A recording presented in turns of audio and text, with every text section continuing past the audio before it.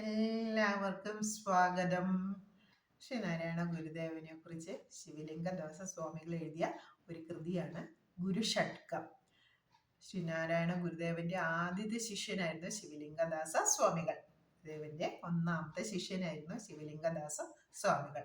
ശിവലിംഗദാസ സ്വാമികൾ ഒരു 10-12 വയസ്സുള്ള ഒരു ബാലനായിരുന്നപ്പോൾ തന്നെ ഗുരുവിനോടൊപ്പം ആശ്രമത്തിൽ ചേരുകയും ഒരുപാട് കാലം ഗുരുവിനോടൊപ്പം സഹവർത്തിച്ച ആശ്രമത്തിൽ കഴിയുവാനുമുള്ള ഭാഗ്യം ലഭിച്ച മഹാനുഭാവനാണ് ശിവലിംഗദാസ സ്വാമികൾ. ശിവലിംഗദാസ സ്വാമികൾക്ക് ഗുരു എപ്രകാരമാണോ പ്രത്യക്ഷപ്പെട്ടത്, അല്ലെങ്കിൽ എപ്രകാരമാണോ ഗുരുവിനെ ദർശിക്കാനായത്, ശിവലിംഗദാസ സ്വാമികൾക്ക് ആ ദർശനമാണ്, ഗുരുവിനോടുള്ള ആ ദർശനമാണ് നമുക്ക് ഗുരുഷട്കം എന്ന കൃതിയിലൂടെ നമുക്ക് പറഞ്ഞു തരുന്നത്. ഷട്കം എന്നാൽ സംസ്കൃതത്തിൽ 8 എന്നാണ് അർത്ഥം.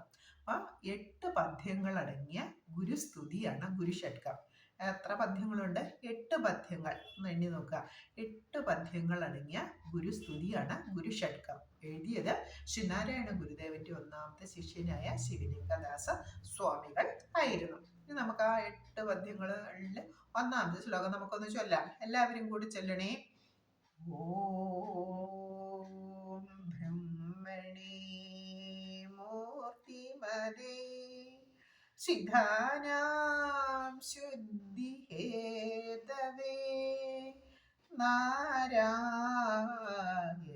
യതീന്ദ്രായ തസ്മൈ ശ്രീ ഗുരുവേ നമഃ.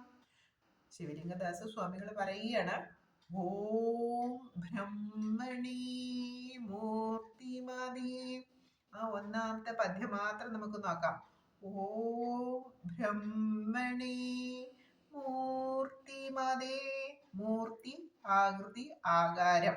ബ്രഹ്മം, പരബ്രഹ്മത്തിന് ഒരു ആകൃതി ലഭിച്ചാൽ അത് ഓങ്കാര സ്വരൂപനായ ശ്രീനാരായണ ഗുരുദേവൻ തന്നെയാണ്. നമ്മളോട് പറഞ്ഞു തരികയാണ്, ഓങ്കാരം എന്നാൽ ആ, ഉ, മ എന്ന ശബ്ദങ്ങൾ ചേർന്നുണ്ടായിട്ടുള്ളതാണ് ഓങ്കാരം, അല്ലെങ്കിൽ പ്രണവ മന്ത്രം, അല്ലെങ്കിൽ പ്രണവ സ്വരം.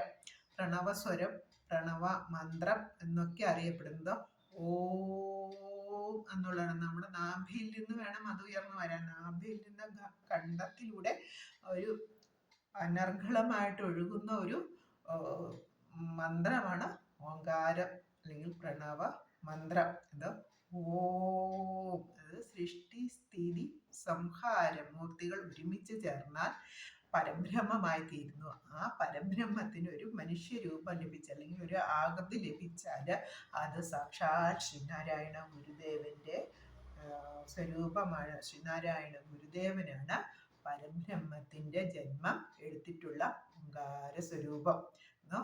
സൃഷ്ടി സ്ഥിതി സംഹാരങ്ങൾ നമുക്കറിയാം. സൃഷ്ടികർത്താവ് ബ്രഹ്മാവ്, സ്ഥിതി വിഷ്ണു ഭഗവാൻ, സംഹരിക്കുന്നത് സാക്ഷാൽ മഹേശ്വരനാണ്, അല്ലെ? അപ്പൊ സൃഷ്ടി സ്ഥിതി സംഹാരങ്ങൾ ഓരോരോ ഭഗവത് ചൈതന്യങ്ങളാണ്, ദേവതാ സങ്കല്പങ്ങളാണ് നടത്തി പോരുന്നതെന്നാണ് നമ്മുടെ വിശ്വാസം. പക്ഷെ ഈ സൃഷ്ടിയും സ്ഥിതിയും സംഹാരവും ഒരുമിച്ച് ചെയ്യുന്ന ഒരു ഭഗവത് ശക്തി വിശേഷത്തെയാണ് നമ്മളെ പരബ്രഹ്മം എന്ന് പറയുന്നത്. അപ്പൊ പരബ്രഹ്മത്തിന്റെ വിവിധ രൂപങ്ങളാണ് ബ്രഹ്മാവ്, വിഷ്ണു, മഹേശ്വരൻ. പരബ്രഹ്മം ഒന്ന് മാത്രമേ ഉള്ളൂ. ആ പരബ്രഹ്മത്തിന്റെ 3 രൂപങ്ങൾ മാത്രമാണ് ബ്രഹ്മ, വിഷ്ണു, മഹേശ്വരന്മാര്. അപ്പൊ ഈ 3 രൂപങ്ങളും ഒരുമിച്ച് ചേർന്ന പരബ്രഹ്മത്തിന് ഒരു രൂപം എടുത്തു കഴിഞ്ഞാൽ ആ പരബ്രഹ്മ രൂപമാണ് സാക്ഷാൽ ശ്രീനാരായണ ഗുരുദേവൻ എന്ന് നമുക്ക് ഒന്നാമത്തെ ശ്ലോകത്തിലൂടെ നമ്മളോട് ആര് പറഞ്ഞിരിക്കുകയാണ്? ശിവലിംഗദാസ സ്വാമികൾ. ശ്രീനാരായണ ഗുരുദേവന്റെ പ്രഥമ ശിഷ്യനായ ശിവലിംഗദാസ സ്വാമികൾ നമ്മളോട് പറഞ്ഞു തരികയാണ്, പരബ്രഹ്മ സ്വരൂപത്തിന് ഒരു രൂപം എടുത്തു കഴിഞ്ഞാൽ അത് നമ്മൾ മുന്നിൽ കാണുന്ന ഈ ശ്രീനാരായണ ഗുരുദേവൻ തന്നെയാണ്. സൃഷ്ടിസ്ഥിതി സംഹാരങ്ങൾ ഒരുമിച്ച് ചെയ്യുന്ന ഭഗവത് ചൈതന്യമാണ് പരബ്രഹ്മം. ആ പരബ്രഹ്മം തന്നെയാണ് ഓങ്കാരം എന്നറിയപ്പെടുന്നത്. സൃഷ്ടി സ്ഥിതി ബ്രഹ്മ, ബ്രഹ്മ വിഷ്ണു മഹേശ്വരന്മാര് ഒരുമിച്ച് ചേർന്നിട്ടുള്ള ആ ഒരു ശക്തി വിശേഷത്തെയാണ് ഓം എന്ന പേരിൽ അറിയപ്പെടുന്നത്, അല്ലെങ്കിൽ പ്രണവം എന്ന പേരിൽ, പ്രണവ സ്വരൂപൻ, പ്രണവം എന്ന പേരിലും അറിയപ്പെടുന്നത്. ആ പ്രണവം തന്നെയാണ് പരബ്രഹ്മം. ആ പരബ്രഹ്മത്തിന് ഒരു രൂപമുണ്ടെങ്കിൽ അത് ശ്രീനാരായണ ഗുരുദേവൻ ശിവലിംഗദാസ സ്വാമികൾ നമ്മളോട് പറഞ്ഞിരിക്കുകയാണ്. ഒന്നാമത്തെ പദ്യം എല്ലാവർക്കും മനസ്സിലായല്ലോ. അത് പരബ്രഹ്മ രൂപം എടുത്തു കഴിഞ്ഞാൽ ആ പരബ്രഹ്മത്തിന്റെ സ്വരൂപമാണ് സാക്ഷാൽ ശ്രീനാരായണ ഗുരുദേവൻ. നമുക്കെല്ലാം കൺകണ്ട ദൈവമായ ശ്രീനാരായണ ഗുരുദേവന്റെ സ്വരൂപം തന്നെയാണ് പരബ്രഹ്മത്തിന്റെ, അല്ലെങ്കിൽ ഓങ്കാരത്തിന്റെ, അല്ലെങ്കിൽ പ്രണവ മന്ത്രത്തിന്റെ പ്രണവ സ്വരൂപൻ എന്നൊക്കെ പറയുന്ന പരബ്രഹ്മം എന്ന് പറയുന്ന ആര് തന്നെയാണ്?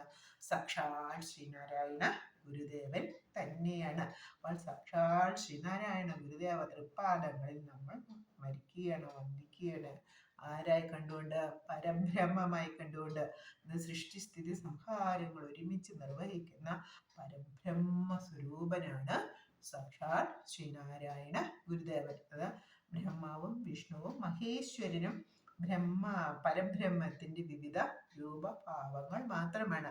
ആ രൂപഭാവങ്ങൾ എല്ലാം, അത് മഹേശ്വരനും വിഷ്ണുവും ബ്രഹ്മാവും ഒരുമിച്ച് ഒന്നായി ചേർന്ന് കഴിഞ്ഞാൽ എന്താണോ കാണപ്പെടുന്നത് അതാണ് സാക്ഷാൽ പരബ്രഹ്മം. ആ പരബ്രഹ്മത്തിന്റെ രൂപമാണ് സാക്ഷാൽ ശ്രീനാരായണ ഗുരുദേവൻ എന്നാണ് നമുക്ക് പറഞ്ഞു തരുന്നത്. മനസ്സിലായല്ലോ? പരബ്രഹ്മം തന്നെയാണ് സാക്ഷാൽ ശ്രീനാരായണ ഗുരുദേവൻ. പരബ്രഹ്മം ആരൊക്കെ ചേർന്നാണ്? ബ്രഹ്മ വിഷ്ണു മഹേശ്വരന്മാർ ഒരുമിച്ച് ചേർന്നാണ് പരബ്രഹ്മം. പരബ്രഹ്മത്തിന്റെ രൂപമാണ് സാക്ഷാൽ ശ്രീനാരായണ ഗുരുദേവൻ. ബാക്കി ഭാഗം അടുത്ത ക്ലാസ്സിൽ നോക്കാം. ഓക്കേ.